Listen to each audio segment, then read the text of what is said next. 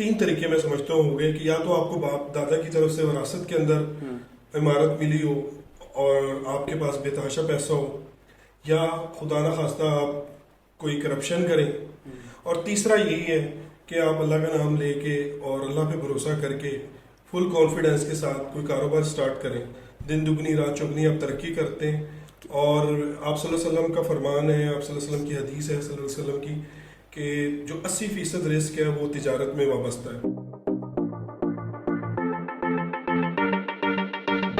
बिस्मिल्लाहिर्रहमानिर्रहीम, अस्सलाम वालेकुम everyone, welcome back to another video of HMI says. So आज हमारे साथ जहांगीर खान साहब मौजूद हैं। सेल्फ मेड शख्स तो काफ़ी ज़्यादा होते हैं, आपने सुने भी होंगे, लेकिन एक ऐसा सेल्फ मेड जिसने ना सिर्फ अपना नाम मनवाया है बल्कि अपने बिजनेस के नाम को प्रोमिनेंट करवाया है, जो कि काफ़ी ज़्यादा बिजनेस रन करते हैं। एट द सेम टाइम ज़िंदगी के कम उम्र के अरसे में काफ़ी ज़्यादा बिजनेस रन कर रहे हैं पाकिस्तान में। तो आइए उनसे इंट्रोडक्शन से आगाज़ करते हैं, पूछते हैं उनसे उनका नाम और उनका बैकग्राउंड। अच्छा, अपने बारे में थोड़ा सा बताएं, इंट्रोडक्शन दें कि आपने अपने सफ़र का या ज़िंदगी का आगाज़ कहाँ से किया। मेरा नाम जहांगीर खान है। मैं एक मिडिल क्लास फैमिली में पैदा हुआ और मेरे इर्द गिर्द जो मैंने आँख खोली तो मैंने देखा कि मेरे दादा से लेके मेरे चचा और इवन मेरा ननियाल सब के सब जो है वो सरकारी मुलाजमत से वाबस्ता थे। तो मेरे शुरू में कॉन्सेप्ट यही रहा कि शायद मुझे भी कोई मुलाजमत ही करनी पड़ेगी, लेकिन ये मेरा कॉन्सेप्ट फिर आहिस्ता आहिस्ता चेंज हुआ। एक इंसान अपने हालात को तब्दील नहीं कर सकता किसी भी मुलाजमत में रह के। अगर वो अपना स्टार्टर ग्रेड 17 से भी करता है तो जब हम अंदाज़ा लगाएं कि ग्रेड 17 का एक ऑफिसर क्या एमोलूमेंट्स ले रहा है और इवन 18, 19 और 22 तक भी पहुंच जाए तो वो उसके क्या वेजेस होते हैं। कुछ भी नहीं ले रहा, आजकल के दौर की बात करें कुछ भी नहीं है। कुछ नहीं। तो अगर वो ईमानदाराना तरीके से अपनी ज़िंदगी गुजारना चाहे तो ऑफ कोर्स वो ना तो बच्चों को अच्छा पढ़ा सकता है और ना वो कोई बहुत ही शानदार ज़िंदगी गुजार मैंने सकता कहीं पढ़ा लिखा हुआ था हलाल में वुसअत नहीं है, मेरे नज़दीक तो हलाल में वुसअत है। और लेकिन आजकल के दौर की बात कर ली जाए तो वुसअत नहीं है। वो वुसअत इसलिए नहीं है कि हम लोगों ने अपने जो हमारी ख्वाहिशात हैं वो बहुत ज़्यादा हमारी बढ़ गई हुई हैं। हम जो हैं वो हमें कनात बाकी नहीं रही है। हम ये देखते हैं कि हमारे पड़ोसी के पास ये है तो ये हमारे पास होना चाहिए। आजकल मीडिया इस कदर एडवांस और हर बच्चे के और हर घर में मोबाइल की वजह से और इंटरनेट की वजह से और केबल की वजह से एक कंपटीशन का दौर चल रहा है। और मैं समझता हूँ कि उसी वजह से जो है वो बहुत ज़्यादा जब बच्चे देखते हैं कि भाई उसका क्लासमेट जो है वो बहुत शाहाना ज़िंदगी गुजार रहा है जबकि उसका बाप भी उसी लेवल पे काम करता है, तो वो भी ज़ाहिर अपने वालिद से फरमाइशें करते हैं और फिर ऑफ कोर्स उसको अनफेयर मींस यूज। बेसिकली लालच जो है ना वो इंसान को स्कैमर के अंदर चढ़ाता है। जब तक लालची जिंदा है, जो फ्रॉडिया या स्कैमर है पाकिस्तान में, भूखा नहीं मरेगा। भी आपकी बात ठीक है, वो बिल्कुल ऐसे ही है। लेकिन जो हम देख रहे हैं जो हमारे मुल्की हालात जिस नहज के ऊपर जा रहे हैं और कंपटीशन का दौर है, तो उसमें मैं तो नहीं समझता कि इवन आप मैं नहीं कहता ग्रेड 1 से लेके 16 तक। मैं कहता हूँ कि अगर ग्रेड 17 से भी बंदा स्टार्ट करता है और एक MBBS कर लेता है या वो भी करके सिविल इंजीनियर बन के आ जाता है, तो वो अगर 70-80 हज़ार रुपये सैलरी लेता है और अपना घर नहीं है उसका और उसकी शादी हो जाती है और उसके 2 बच्चे हो जाते हैं, तो मैं समझता हूँ कि वो सर्वाइव नहीं कर सकता। वो ईमानदाराना तरीके से ज़िंदगी गुजारना चाहता है। कारोबार बिजनेस साइकिल इन पाकिस्तान, उसके बारे में कुछ बताएं। किस किस फील्ड में काम कर रहे हैं आप? काम तो बहुत ज़्यादा गिनवाने पे आऊँ तो काफ़ी टाइम लग जाएगा, लेकिन कुछ अपने मेजर जो है बिजनेस उनके साइकिल के बारे में बताएं, वो पाकिस्तान में काम कैसे करते हैं। बेसिकली मैंने जो प्रॉपर अपनी फॉर्म बनाई थी अपने वालिद के नाम पे और ज़फ़र याब ट्रेड्स के नाम से, वो 2004 में बनाई थी। और मेरा इनिशियल जो बैकग्राउंड रहा है वो मेडिकल से रहा है, हेल्थ केयर से रहा है। अच्छा। और मैंने थ्रू आउट द कैरियर जो है वो मेडिकल फील्ड में काम किया है और मेरी जो एक्सपर्टीज़ रही है वो हमेशा स्पेशलिटीज के अंदर डील करना रहा। यानी कि आपका यूनिक सेलिंग पॉइंट स्पेशलिटीज है, आप में यूनिक ये है। बिल्कुल, मैं वो काम कर, मेरी हमेशा से कोशिश ये रही कि मैं वो काम करूं जो नॉर्मली हर एक नहीं कर रहा होता, जहाँ पे कंपटीशन कम होता है और जहाँ पे अपॉर्चुनिटीज ज़्यादा होती है। मैं समझता हूँ कि ये अल्हम्दुलिल्लाह मेरी एक जो सक्सेस के राज में से भी एक ये राज है। ये चीज़ आपको मुनफरिद करती है बाकी बिजनेसमैन से, ये चीज़ आपकी मुनफरिद है। जी बिल्कुल।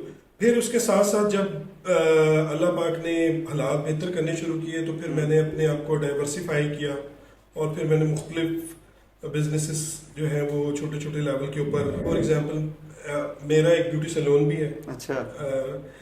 اس کے علاوہ میں نے ایک بیوٹی سیلون کی 2-3 برانچز بنانے کی کوشش کی، لیکن کووڈ کی وجہ سے جو ہے وہ میں اس پہ سکسیسفل نہیں ہو سکا. It sounds alarming and shocking کہ ایک ہیلتھ کیئر کا بندہ بیوٹی سیلون والے بزنس میں بھی آیا.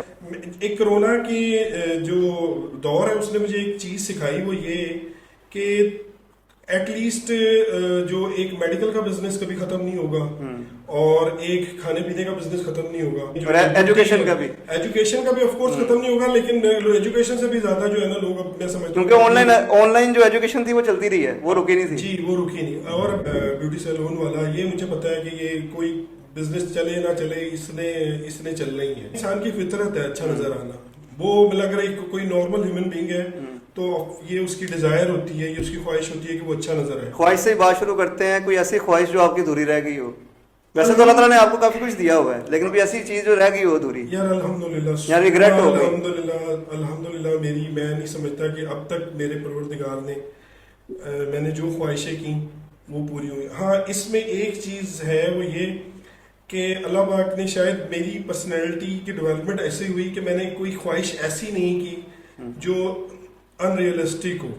میری خواہشات بھی وقت کے ساتھ ساتھ، یعنی کہ ایک وقت تک جب میرے پاس کچھ نہیں تھا تو مجھے باہر جانے کا شوق بھی نہیں تھا اور مجھے پتا تھا کہ میں جا ہی نہیں سکتا، لیکن جب اللہ پاک نے میرے حالات اچھے کیے تو مجھے اندر ایک تھا کہ مجھے سب سے پہلے جو ہے وہ اللہ کا گھر دیکھنا ہے، اللہ کے گھر جانا ہے. تو ایک وقت تھا کہ جس میں تھا کہ ایک خاص لمٹ کی ایج تک آپ نہیں سعودیہ ٹریول کر سکتے، لیکن جیسے ہی میں اس ایج کو پہنچا اللہ تعالیٰ نے مجھے موقع دیا اور میں وہاں پہ ٹریول کیا. اور اس کے علاوہ الحمدللہ میں کئی جگہ پہ ٹریول کیا. فیمس ٹریولز کے بارے میں بتائیں، ٹریول ہسٹری کے بارے میں، کہاں پہ دنیا میں کہاں پہ جا چکے ہیں؟ الحمدللہ میں میرے 25 سے 27 ٹریول ہو گئے ہیں الحمدللہ ثم الحمدللہ، جس میں تقریباً کوئی 12 سے 13 بار میں سعودی عرب جا چکا ہوں. اللہ کا گھر ہے، وہاں پہ آپ صلی اللہ علیہ وسلم کا روزہ ہے. میں اس پلیٹ فارم سے بتاؤں گا یہ بات کہ جب آپ ایک دفعہ، ایک تو ہوتا ہے نا کہ آپ میں تڑپ ہوتی ہے جانے کی اور آپ جا نہیں پاتے اور آپ کے اندر تڑپ ہوتی ہے، لیکن میں یہ بلیور ہوں کہ جب آپ ایک دفعہ چلے جائیں اور اس جانے کے بعد جو تڑپ بنتی ہے نا اس کی کوئی بات ہی الگ ہے. میں نے جتنے بھی ٹریول کیے کوئی ایسا ٹریول نہیں ہے جس میں مجھے مختلف قسم کی مشکلات کا سامنا نہ کرنا پڑا ہو. اور وہاں بہت دفعہ مجھے یہ معاملہ ہوا کہ شاید میں اگلی دفعہ نہیں آؤں گا، لیکن جیسے میں واپس آتا ہوں تو میرے دل میں یہ تڑپ ہوتی ہے. اسی سے ویورز کے ساتھ بھی شیئر کر دیتے ہیں ایک بات. آپ نے شاید مجھے بتایا تھا، ابھی اسی ٹاپک پہ بات چل رہی ہے کہ مسجد نبوی میں جو روضہ رسول کی چابی جن کے پاس ہے، جو ان کے کسٹوڈین ہیں ابھی، ان کے بارے میں بتائیں کہ ان سے آپ کی ملاقات کا سلسلہ کب سے اور کیسے شروع ہوا؟ وہ میری زندگی کا آپ سمجھیں کہ ایک سب سے بڑا فخر بھی ہے کہ مسجد نبوی کے آپ صلی اللہ علیہ وسلم کے روزے کے سامنے جو صفا کا چبوترا ہے وہاں پہ عصر سے مغرب کے دوران موجود ہوتے ہیں. ان کو میں کبھی پہلے ٹیلی ویژن پہ دیکھا کرتا تھا اور میں نے وہاں پہ آبزرو بھی کیا کہ لوگ ان سے ملنے کے لیے تڑپ رہے ہوتے ہیں اور ہم سے ہاتھ ملانا چاہتے ہیں، لیکن پاکستانی ان سے ہاتھ ملانے بہت سارے جو ہیں وہ ہاتھ بھی نہیں ملا پاتے. تو میں نے خود آبزرو کیا، جب میں گیا تھا اللہ تعالیٰ نے مجھے موقع دیا تھا عمرہ کرنے کا، تو ایک بندہ میرے ساتھ بیٹھا ہوا تھا ادھر ہی. جب وہ آئے تو اس نے مجھے کہا یار مجھے صرف بابا جی کا ہاتھ لگوا دو، میرے لیے یہی کافی ہے. تو وہ لوگ صرف ہاتھ لگوانا ہی ان کے لیے شفا سمجھتے ہیں کہ مجھے ہاتھ لگ جائے کسی طرح. یہ میں سیکرٹ ڈسکلوز نہیں کروں گا کہ کیا معاملہ ہوا، کہ مجھے نہیں پتا کہ اللہ پاک کو کون سی بات اچھی لگی. ملاقات کے بارے میں بتائیں، جو اسپیشل ملاقات آپ کی ہوئی، جو بڑی بڑے یا پاکستان کے جانے مانے، جو کیا کہوں میں ان کا نام نہیں لے سکتا، ان لوگوں نے جو ملاقات کی، اور آپ کی ملاقات کیسے ہوئی؟ الحمدللہ جب میری وہاں میں سب سے پہلے تو جب میں ان سے ہاتھ ملانے کے لیے آگے بڑھا تو مجھے پیچھے ہٹا دیا گیا کہ نہیں آپ نہیں کر سکتے. تو میں بڑا مایوس ہو کے کھڑا ہو گیا ہاتھ باندھ کے، اور میرے دل میں یہ تھی کہ یار میں کیسے یہ کیا مجھے، یعنی کہ مجھے ایسا لگا کہ جیسے کسی نے مجھے پیچھے کر دیا، کہ اپنے اندر ریگریٹ فیل کر رہا تھا کہ شاید میرے اندر کوئی کمی ہے یا شاید میں کوئی بہت گناہ گار ہوں کہ میں ہاتھ بھی نہیں ملا سکا. لیکن آنن فانن اللہ پاک نے کچھ ایسے معاملات کیے کہ نہ صرف میں نے ان سے ہاتھ ملایا بلکہ انہوں نے مجھ سے میری فیملی کا پوچھا اور میں نے ان سے پہلی ملاقات میں ریکویسٹ کی کہ آپ پاکستان آئیں اور مجھے بھی خدمت کا موقع دیں. تو الحمدللہ اس کے بعد میں پاکستان واپس آیا. وہاں پہ میرا ان کے ساتھ نمبر ایکسچینج ہو گیا. میں واپس آیا اور میں نے شکریہ کا واٹس ایپ میسج کیا کہ آپ نے مجھے عزت بخشی, اور اس کے ساتھ میرا ان سے پھر رابطہ شروع ہو گیا. اور اس کے کچھ 1 یا 2 مہینے بعد ہی ان کا پاکستان آنے کا پلان بن گیا. مجھے ان کا ایک اسسٹنٹ تھے جو پاکستان سے بلانگ کرتے تھے. میری زندگی کا خوش قسمت ترین دن تھا جب مجھے ان کے اسسٹنٹ نے بتایا کہ نوری صاحب نے انہیں بلا کے کہا ہے کہ جب ہم پاکستان جائیں گے تو ہم جہانگیر کے گھر بھی جانا چاہتے ہیں. یہ تو بہت بڑی بات ہے, یعنی کہ کسی ایسے شخص کو جس کو کبھی آپ نے ٹی وی میں دیکھا ہو اور ان سے ملنے کی خواہش بھی دل میں ہی رکھی ہو, وہ خود آپ کو کہے کہ میں ان سے ملنا چاہتا ہوں. الحمدللہ پھر وہ پاکستان آئے. مجھے تو یہ آخری وقت تک یقین نہیں ہوا. پھر وہ میرے گھر آئے, ماشاءاللہ میری پوری فیملی سے ملے. اور یہی نہیں, پھر اس کے بعد میں گیا تو انہوں نے مجھے گھر انوائٹ کیا. اس کے بعد میں کبھی اپنے 1-2 دوستوں کے ساتھ بھی گیا.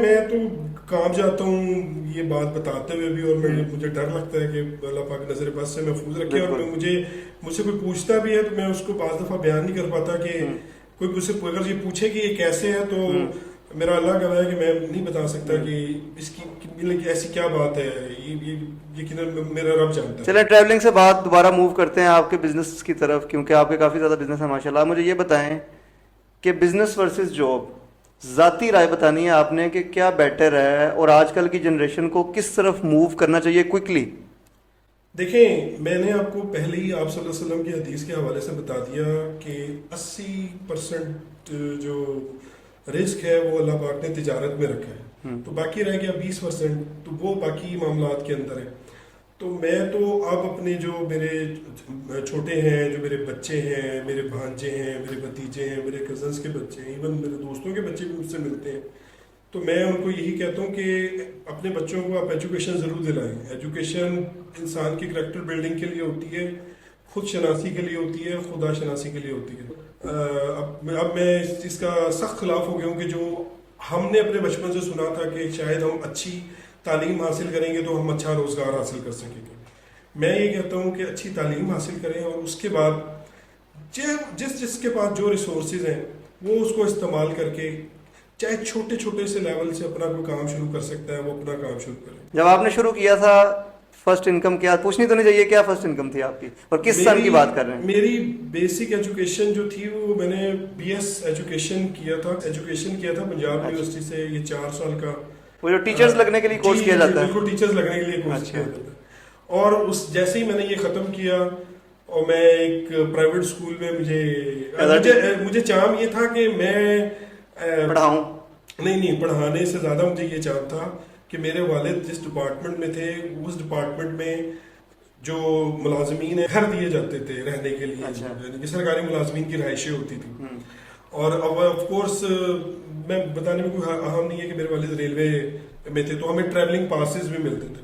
تو میرا چاہم یہ تھا کہ میں اگر جو BS کر لیتا ہوں ایجوکیشن کے اندر تو ایٹ لیسٹ میں گریڈ 16 کی جاب کے لیے انٹائٹلمنٹ ہو جائے گی, مجھے ایک اچھا گھر مل جائے گا, میرا ٹریولنگ ہوگی. آپ نے سوچا کہ زندگی گزارنے کو غالب یہ خیال بھی اچھا ہے. ہاں, یہ خیال بھی اچھا ہے. یہ آف کورس یہ جو وقت گزرتا ہے انسان کی سوچ تبدیل ہوتی ہے. بالکل. اچھا ہوا یہ کہ پھر جب مجھے پہلی سیلری ملی تو میں لٹرلی میں ایک پرائیویٹ کالج تھا انہوں نے مجھے صرف 1400 روپے تنخواہ دی اس ٹائم, جبکہ میں پنجاب یونیورسٹی کا گریجویٹ تھا, through out first class first मेरा किस ईयर की बात कर रहे हैं? 93 की बात कर रहा हूँ. अच्छा, लेकिन 1400 इज नॉट इनके such short amount. No, it's a huge amount that time. no, 1993 में भी 1400 कोई बहुत ज्यादा वैल्यू नहीं जी. लेकिन वैल्यू तो रखता था अपने दौर में. मैं आपको बताता हूँ ना. अच्छा, अब जब मैंने स्टिचिंग की 2 साल, उसमें मुझे अंदाजा हो गया कि नहीं, मैं ये तो इसमें तो मैं ग्रो नहीं कर सकता. शायद मैं 1400 से शायद मैं 3000 तक मैं शायद चला जाऊँ. तो उस वक्त शायद मुझे एहसास हुआ कि अल्लाह पाक ने मुझे शायद कुछ क्वालिटीज़ दी हुई हैं जिसमें से मेरी शायद गलतफहमी थी कि मैं थोड़ा अच्छा बोल लेता हूँ. तो मुझे लगा कि यार मुझे मार्केटिंग और सेल्स की साइड पे आ जाना. कम्युनिकेशन स्किल्स थी आप में. मिसअंडरस्टैंडिंग थी कि यार मैं अच्छा बोलता हूँ. लोग क्योंकि बाय बोर्न हर एक में कोई ना कोई क्वालिटी होती है. जी जी. मेरे दोस्त, मेरे क्लास फेलोज भी कहते थे कि यार आप बहुत अच्छा बोलते हो. तो इसको लेके मैंने मार्केटिंग और सेल्स के लिए अपना जो है ना वो career as a medical representative से स्टार्ट किया. वहां पर जो मुझे पहली सैलरी मिली थी वो 8,500 रुपए थी. 1400 से डायरेक्ट 8,500. 8,500 रुपए सैलरी थी. और अल्हम्दुलिल्लाह फिर वहां पर मैंने दिल लगा के काम किया. मैं उस वक्त तक तो खैर मेरे वहमो गुमान में भी नहीं था कि मैं अपना कोई काम करूंगा, लेकिन मैं डेडिकेटेडली जो है वो मैं काम करता रहा पूरी ईमानदारी के साथ. और देखते ही देखते अल्हम्दुलिल्लाह मैं अपनी कंपनी के जो हाई ऑप्स थे उनकी आंखों का तारा बन गया. और क्योंकि मुझे जो भी असाइनमेंट दी जाती थी मैं डेडिकेटेडली उसको पूरा करता था. कोई आता था हेड ऑफिस से तो वो मेरे साथ काम करके बहुत खुश होता था. इन द मेन वाइल मुझे एक अच्छी अपॉर्चुनिटी मिली. 4 साल के बाद मैं एक मल्टीनेशनल कंपनी में चला गया. अभी मैंने उस कंपनी में सिर्फ 2 साल ही गुजारे थे कि वो कंपनी वाइंड अप कर गई पाकिस्तान से. उन्होंने मुझे गोल्डन शेक हैंड दिया. खैर वो पैसे तो 2 साल जॉब करने के बाद मुझे बड़े हैंडसम मिल गए. उसके बाद लकीली मुझे एक और मल्टीनेशनल के अंदर अपॉर्चुनिटी मिली काम करने की, जहाँ पे मैं समझता हूँ मेरी ज़िंदगी का टर्निंग पॉइंट आया कि जब वहाँ पर भी कुछ अर्से के बाद उस कंपनी ने कहा कि हम पाकिस्तान के करंट हालात की वजह से पाकिस्तान में कंटिन्यू नहीं कर सकते, तो हम पाकिस्तान से अपनी सर्विसेज वाइंड अप कर रहे हैं. तो उन्होंने भी मुझे बड़ा हैंडसम अमाउंट दिया कि आप ये लें, और हम जो है हमारे साथ वाइंड अप और गुड बाय कह दिया. ये मेरी ज़िंदगी का टर्निंग पॉइंट था. यहाँ पर मैंने सोचा कि यार अगर ऐसा ही मामला रहे तो कैसे चलेगा, अब मुझे कुछ करना. इससे आपसे नेक्स्ट क्वेश्चन ये करता हूँ कि ज़िंदगी में सबसे ज़्यादा खुशी का लम्हा कौन सा था और सबसे ज़्यादा गम देने वाला लम्हा कौन सा गुजरा? हर एक इंसान की ज़िंदगी में गुजरता है. सबसे ज़्यादा किस चीज़ ने खुश किया और सबसे ज़्यादा किस चीज़ ने गमगीन किया? मुझे जो सबसे ज़्यादा खुशी है वो जब मैं अपने आप को इस पोजीशन में महसूस करता हूँ कि मैं अल्लाह पाक मुझे वसीला बना रहे हैं किसी की मदद का और किसी के लिए खुशियाँ बांटने का. और तो मैं यकीनन मैं अल्लाह ताला का शुक्र अदा करता हूँ करोड़ों बार कि अल्लाह पाक ने मुझे इस काबिल किया कि मेरे से मैं किसी की मदद कर सका, मैं किसी का वो कर सका. तो मेरे हमेशा से अब्दुल सत्तार थी मेरे आइडियल रहे थे.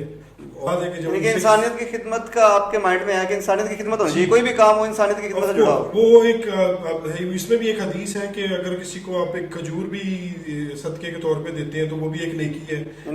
हदीस भी है कि खैरुकुम मिन नास मन यनफउ नास, तुम में से बेहतर वो है जो लोगों को नफा देता है. जी, किसी के रास्ते से अगर आपको पत्थर या कांटा हटाते हैं तो वो भी मैं समझता हूँ कि बहुत बड़ा नेकी का काम. मुझे सबसे ज़्यादा दुख और तकलीफ उसका सिर्फ मामला ये है कि मैं बेसिकली समझता हूँ कि मैं एक सेंसिटिव और हसास किस्म का शख्स हूँ. तो लोग इसका फ़ायदा उठाते हैं. तो बस लोगों के रवैये मुझे जो है ना वो तकलीफ देते हैं. लेकिन अल्हम्दुलिल्लाह आहिस्ता आहिस्ता काफ़ी स्ट्रॉन्ग हो गए.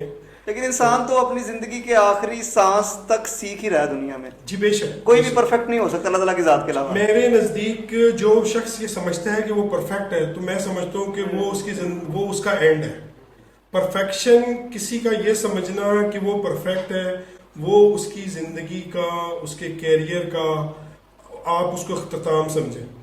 क्योंकि जब तक आप में तड़प नहीं होगी और जब तक आप अपने अंदर कमियां नहीं देखेंगे तब तक मेरे नज़दीक आप ग्रो नहीं कर सकते. जब तक आप सीखना नहीं चाहते रहेंगे, सीखने की जुस्तजू जब तक आप में है तो आप जिंदा हैं. मेरे नज़दीक आप सल्लल्लाहु अलैहि वसल्लम की ज़ात या परवरदिगार की ज़ात ही ऐसी है जो मुकम्मल है. बाकी हर इंसान खामियों के साथ पैदा हुआ है और जो समझता है कि शायद उसमें कोई खामी नहीं है तो मैं समझता हूँ کہ وہ ابلیس ہی ہے، بس ابلیس ہی ہے پھر وہ. فرینکلی اسپیکنگ جس چیز نے مجھے سب سے زیادہ غمگین کیا وہ میری والدہ کی وفات تھی.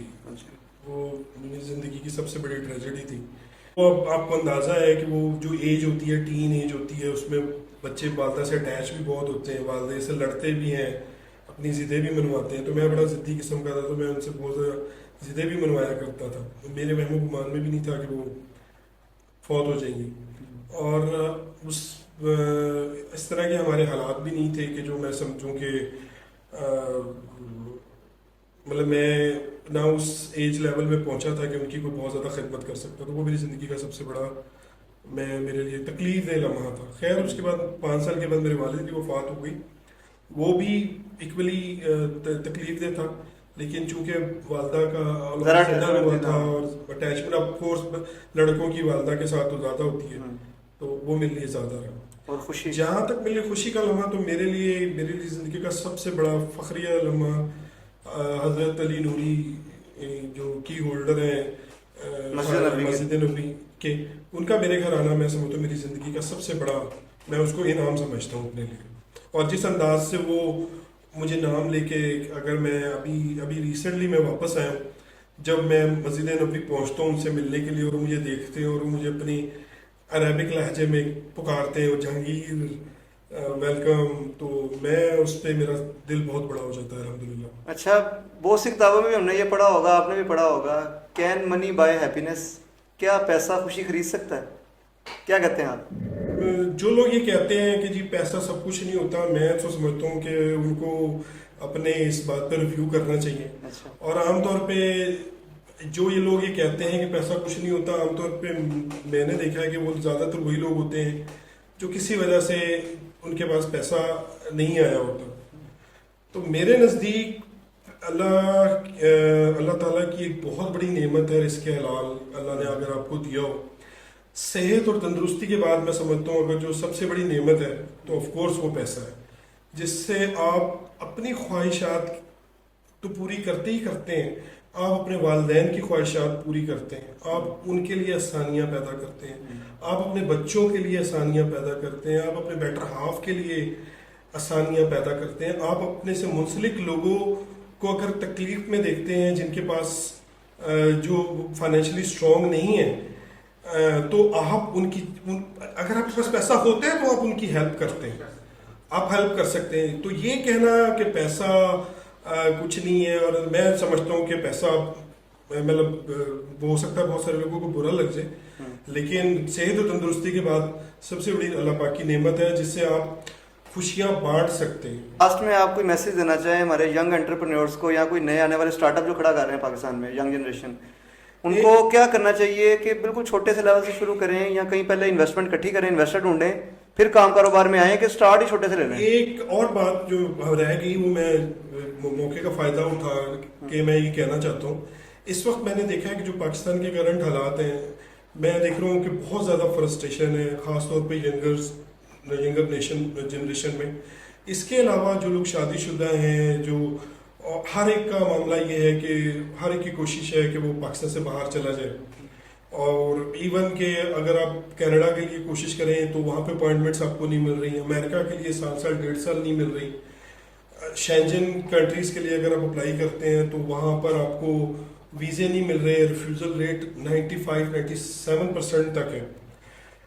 تو میں حیران ہوں کہ جو یہ والی سوچ ہے کہ شاید ہم یہاں سے وہاں چلے جائیں گے اور وہاں جائیں گے تو شاید وہاں پر پیسے جو ہیں وہ درختوں کے ساتھ لگے ہوں گے، اور ہم لیکن ہجرت کا بھی تو ایک کنسیپٹ ہے، ہجرت کب کرنی چاہیے؟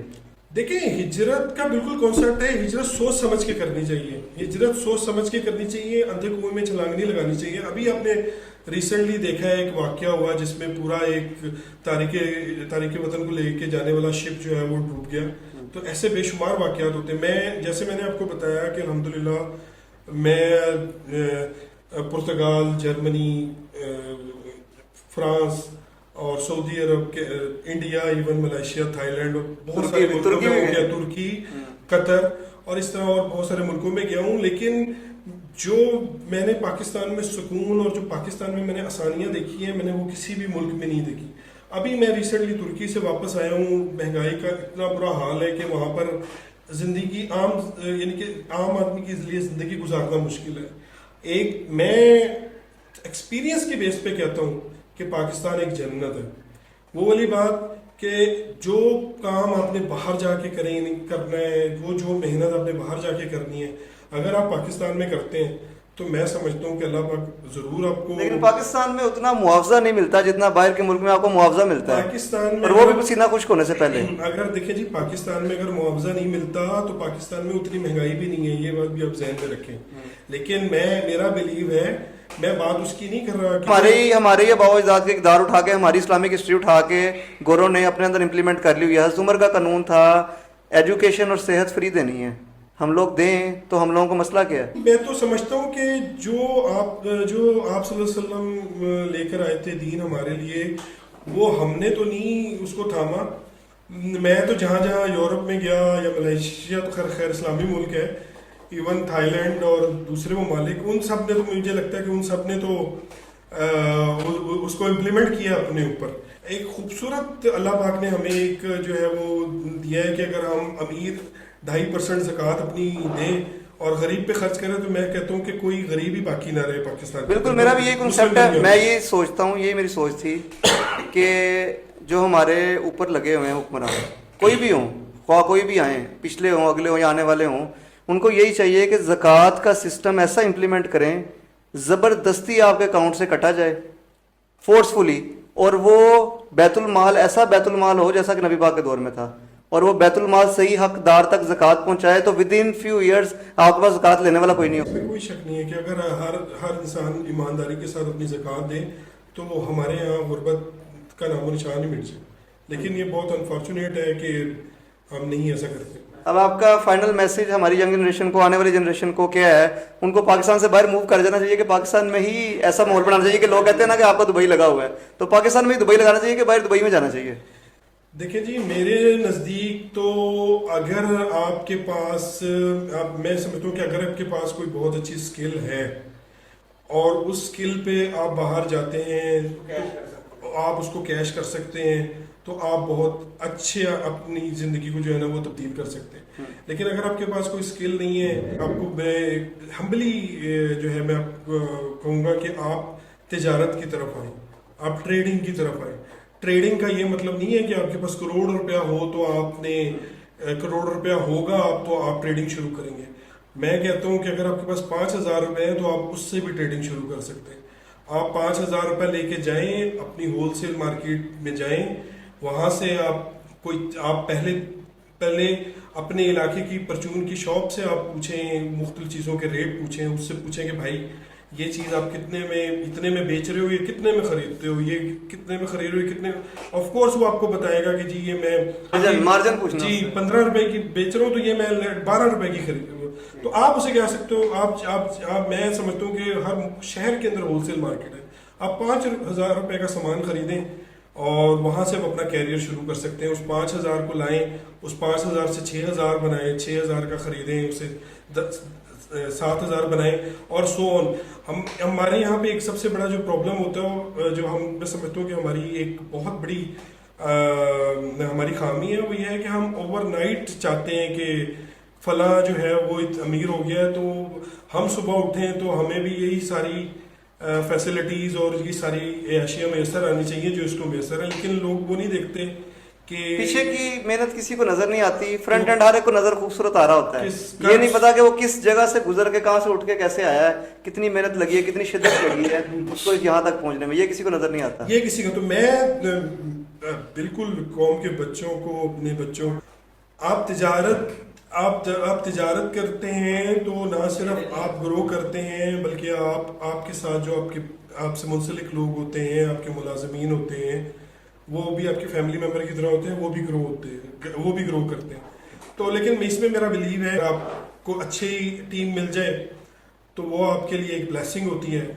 लेकिन बाज़ दफ़ा आपको ऐसे लोग भी मिल जाते हैं जो अपने वक्ती फ़ायदे के सिलसिले में आपको ऐसा नुकसान पहुँचाते हैं, लेकिन वो खुद वहीं रह जाते हैं और आप आगे बढ़ जाते हैं। बहुत शुक्रिया आपका हमारे साथ पॉडकास्ट में शामिल होने के लिए। आज की बात यहीं पे समेट रही है। मेरा ज़ाती ख्याल ये है कि इंसान को انسانوں میں انویسٹ کرنا چاہیے, ناٹ ان مٹیریلسٹک تھنگس. اگر آپ چیزوں میں انویسٹ کریں گے تو چیزیں ایک نہ ایک دن خراب ہو جانی ہیں. انسان کے ساتھ تعلق قائم کریں گے, اس کو انویسٹمنٹ اس میں کریں گے, انسان کے ساتھ ریلیشن قائم کریں گے تو کل کو وہ آپ کو فائدہ بھی دے گا اور آپ کے اوپر پیرا بھی دے گا. تو جب تک آپ انویسٹ کریں گے نہیں ریلیشن میں یا انسان میں, تب تک آپ پراپر طریقے سے بوم یا ایک عروج پہ نہیں جا سکتے. چیزوں میں انویسٹ کریں گے, چیزیں ایک for the time being limited time, ہر چیز کی ایک لائف ہے. اس مگ نے ایک ٹائم تک رہنا ٹوٹ جانا ہے, اس چیز نے ایک ٹائم تک رہنا ٹوٹ جانا ہے, لیکن انسان ایک ایسی چیز ہے جو آپ کو تا حیات یاد بھی رکھے گا اور آپ کے ساتھ تعاون بھی کرے گا اور چلے گا بھی. تو اسی لیے اپنا پوڈ کاسٹ کا اختتام کر رہے ہیں. بہت شکریہ جہانگیر خان صاحب کا تعاون کرنے کے لیے اور پوڈ کاسٹ میں شامل ہونے کے لیے. مجھے اس چیز کا اندازہ ہے کہ آپ بہت بزی آدمی ہیں, آپ کے پاس وقت نہیں ہوتا, ہر بزنس مین کے پاس نہیں ہوتا. تو اللہ تعالیٰ آپ کو اس چیز کی جزا دے گا اور اچھی بات آگے دوسروں تک پھیلائیں, کیونکہ اچھی بات لوگوں تک پھیلانا صدقہ جاریہ بھی ہے. بہت شکریہ, اللہ حافظ.